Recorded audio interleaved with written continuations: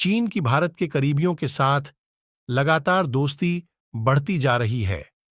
हाल ही में नेपाल, श्रीलंका और सऊदी अरब तीनों देशों के मंत्रियों ने चीन का दौरा किया है और आपसी सहयोग को बढ़ावा देने के लिए एमओयू साइन किए हैं। सऊदी अरब के कल्चर मिनिस्टर बद्र बिन अब्दुल्लाह ने बुधवार को चीन का दौरा किया, जहां उन्होंने चीनी काउंटरपार्ट के साथ कई समझौतों पर साइन किए हैं।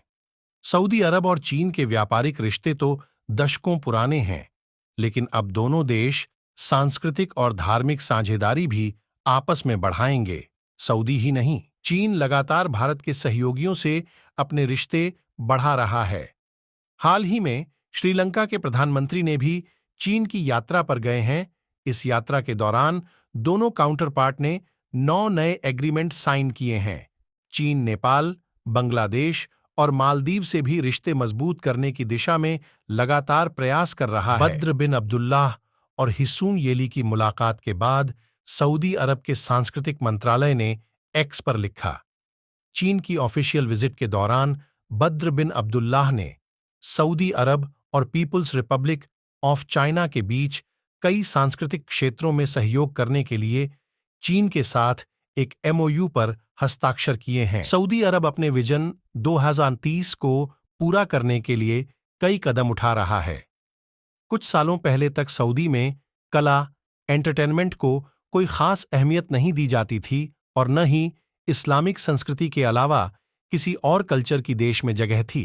लेकिन सऊदी विजन 2030 के तहत अपनी अर्थव्यवस्था खोल रहा है, जिसके लिए उसको चीन जैसे बड़े देश की जरूरत है, जिसके पास हजारों साल पुराना कल्चर, कला और एक बड़ा टूरिस्ट बाजार है। श्रीलंका की बात करें तो श्रीलंका इस वक्त अपने बुरे दौर से गुजर रहा है। सीलोन में भयंकर आर्थिक संकट छाया हुआ है और इससे उभरने के लिए उसको बाहरी देशों से श्रीलंकाई प्रधानमंत्री की चीन यात्रा का मकसद आर्थिक संकट को दूर करने के लिए चीन से लोन सहायता ही था। श्रीलंकाई पीएम दिनेश गुणवर्धने से चीनी प्रधानमंत्री ली कियांग ने मुलाकात करने के बाद आश्वासन दिया है कि चीन सीलोन का कर्जा चुकाने में उसकी मदद करेगा। इसके अलावा श्रीलंका की अर्थव्यवस्था को पुनर्जीवित करने के लिए चीन उसकी आर्थिक सहायता करेगा। चीन अपना dream project belt and road initiative को पूरा करने के लिए कई देशों में निवेश कर रहा है। पद संभालने के बाद अपनी पहली चीन यात्रा पर आए नेपाल के उप प्रधानमंत्री और विदेश मंत्री नारायण काजी के साथ भी चीन ने BRI प्लान अंतिम रूप देने पर चर्चा की है।